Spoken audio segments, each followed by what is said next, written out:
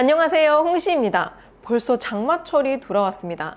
올해 장마는 역대급이라고 할 정도로 많은 호우량이 예보되고 있는데요. 작년을 생각해보면 올해도 참 걱정이 앞섭니다. 그래서 오늘은 장마철에 대비하는 자동차 관리 정보들을 준비해보았습니다. 알아두면 도움이 되실 테니까 천천히 봐주세요. 먼저 장마철 운전법에 대해 알아보겠습니다. 몇 가지의 주의사항만 기억해 두시면 되는데요. 첫 번째로는 강수량과 수심 확인입니다. 비가 많이 온다. 일단 차를 안 타고 나가거나 아예 안 나가시는 걸 가장 추천드리고요. 그래도 나가셔야 한다. 그리고 물이 찬 구간을 지나가야 된다. 이럴 때는 차로 통과 가능한 안전 수심은 보통 승용차 기준으로 바퀴의 절반까지입니다. 그 이상 수심이 있으면 공기 흡입구나 배기구에 물이 들어가서 시동이 꺼질 우려가 있어요. 따라서 바퀴 절반 이상이거나 범퍼까지 물이 차올랐으면 진입하시면 안 됩니다. 근데 만약에 꼭 진입을 또 해야 된다. 그럼 두 번째 방법을 써야 됩니다. 바로 저단 기어 사용인데요. 1단 혹은 2단으로 낮춰서 통과를 하는 것입니다. 이때 시속 10km에서 20km의 저속을 유지하면서 일정한 속도로 통과하는 게 관건이에요. 중간에 속도를 만약에 올리거나 아니면 브레이크를 밟아서 조금 정차하게 되면 엔진으로 물이 유입될 가능성이 있기 때문인데요. 그리고 진입 전에는 에어컨처럼 엔진에 부하를 줄 수 있는 부분을 미리 꺼두는 게 좋습니다. 이렇게 해서 무사히 빠져나오게 된다면 세 번째 방법으로는 브레이크 건조가 필요합니다. 차가 물 엉덩이를 지나가게 되면 브레이크 패드와 디스크 등이 물에 젖게 되는데요. 이렇게 되면 브레이크를 밟아도 수분으로 인해서 브레이크가 조금 밀리게 됩니다. 따라서 물 웅덩이를 나온 후에는 꼭 약하게 몇 번씩 브레이크를 나눠 밟아주시면서 브레이크 계통에 있는 수분을 건조시켜 주시는 게 중요합니다. 참고로 빗길 운전 시 미끄러졌을 때 탈출법은 위쪽 영상을 클릭해주세요. 근데 만약에 차가 물에 빠져서 시동이 꺼졌다. 이럴 때는 시동이 꺼지게 되면 절대 다시 시동을 거시면 안 됩니다. 시동이 꺼졌다는 것은 엔진에 물이 유입이 되었을 경우도 있지만 차량 하부에 있는 전자계통이 물에 들어가서 그럴 수도 있는데요. 만약에 후자의 경우라면 재시동 시 엔진에 물이 유입되면서 엔진도 함께 망가질 수가 있습니다.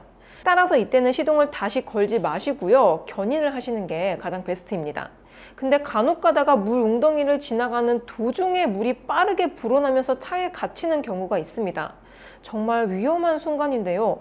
이때는 차에서 나가려고 해도 불어난 물 때문에 문이 안 열리는 상황이 많아서 당황하기 쉽습니다.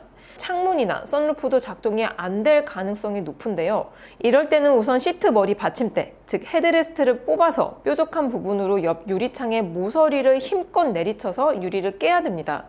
앞유리나 유리의 중앙 부분은 잘 안 깨지니까 꼭 옆 유리 가장자리를 공략해야 돼요. 근데 가끔 가다가 헤드레스트가 일체형인 차량도 있는데요. 이때는 물이 들어오더라도 당황하지 마시고 수심을 계속 확인하시다가 내 외부 물 높이가 30cm 이내로 차이가 날 때 문을 여는 방법도 있습니다. 자동차가 물에 빠졌을 때 도어가 안 열리는 이유는 내 외부의 수압차가 크기 때문인데요. 수압차가 가장 적어질 때까지 기다렸다가 탈출하는 방법입니다. 물론 이게 말처럼 쉽진 않겠지만 혹시 모르니 꼭 기억해 두시길 바라겠습니다. 아무튼 그래서 차가 침수가 됐다. 보상 방법도 알아두시는 게 좋은데요. 우선 침수 보상을 받기 위해서는 자동차 보험 항목 중에서 자기 차량 손해담보, 즉 자차 보험에 가입이 되어 있어야 됩니다. 여기서 차량 단독사고 손해보상 특약을 추가하시게 되면 피해보상을 받을 수 있는데요.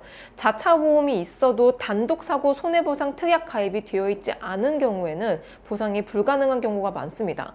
장마 시작하기 전에 보험 체크 한번 해보시면 좋을 것 같아요.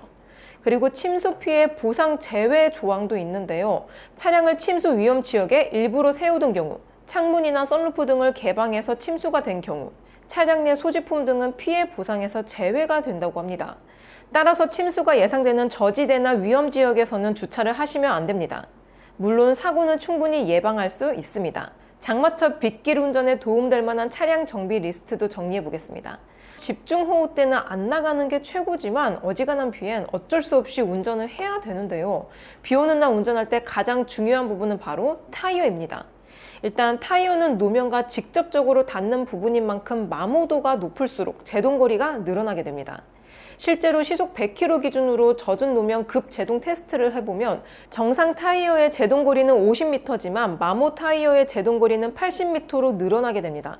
또한 타이어가 마모되면 수막 현상에서도 취약해지는데요. 이 수막 현상이라는 게 타이어가 배수를 제대로 못하면서 수면 위로 미끄러지는 현상을 의미합니다.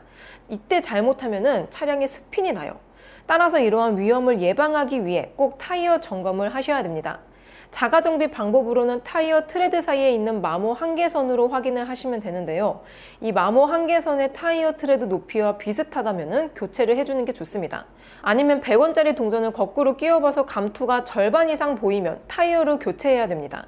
그리고 공기압 확인도 중요한데요. 장마철에는 보통 적정 공기압 대비 5에서 10%를 더 넣어주는 게 좋습니다. 혹시라도 타이어 공기압이 부족해지면 노면과 닿게 되는 접지 면적이 늘어나고 트레드 홈이 줄어들면서 수막 현상에 취약해진다고 해요. 그리고 제존 연도 확인도 필수인데요. 타이어의 주 재료인 고무는 경화되는 성질이 있기 때문에 주행거리나 마모도와 상관없이 시간의 지남에 따라서 성능이 떨어지게 됩니다. 즉, 너무 오래된 타이어는 제 성능이 나오지 않기 때문에 주의를 해야 돼요. 다음으로는 와이퍼입니다. 와이퍼도 타이어처럼 주기적인 체크가 필요한데요. 와이퍼 블레이드의 교체 주기는 통상적으로 6개월에서 12개월 정도입니다. 이거는 운전 습관이나 차량에 따라서 교체 주기가 조금씩 다르긴 하지만 대부분은 이 정도예요. 마찬가지로 와이퍼 날도 고무로 되어 있기 때문에 시간이 지나게 되면 경화가 되면서 성능이 떨어지게 됩니다. 이게 육안상으로는 괜찮아 보이더라도 와이퍼를 키면은 소음이 발생하거나 잘 닦이지 않을 수가 있습니다. 그래서 언제 갈았는지 잘 기억이 안 나신다면 포구 전에 교체하시면 좋을 것 같습니다. 다음으로 유막 제거입니다. 유막 제거도 와이퍼처럼 사소한 부분이라서 넘어가기 쉬운데요. 앞유리에 주행 중에 생기는 먼지나 기름 등으로 유막이 생성이 되면 와이퍼로 닦아도 시야 확보에 장애가 생깁니다. 이런 사소한 것 때문에 큰 사고가 날 수도 있어요. 그래서 유막 제거도 와이퍼 날처럼 큰 돈이 드는 게 아니기 때문에 꼭 해두시면 좋을 것 같습니다.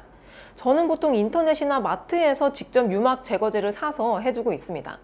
그리고 유막 제거하고 난 후에는 발수 코팅도 해주고 있는데요. 발수 코팅을 하게 되면 유리에 보호막이 형성이 돼서 물이 맺혀 있지 않고 튕겨내게 됩니다. 이것도 포구 때 상당히 도움이 많이 되더라고요. 그리고 발수 코팅은 앞유리부터 사이드 미러, 운전석, 조수석 유리, 뒷유리 이렇게 하시는 걸 추천드립니다. 그래야지 완벽히 커버가 돼요. 자, 이렇게 장마철 운전에 필요한 사항들을 알아보았습니다.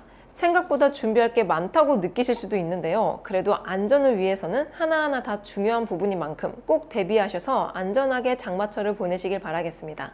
저는 그럼 다음 영상으로 찾아뵐게요. 오늘도 저의 영상이 재밌고 도움이 많이 되셨다면 좋아요와 구독 그리고 알림 설정까지. 다음 시간에 또 뵐게요. 안녕.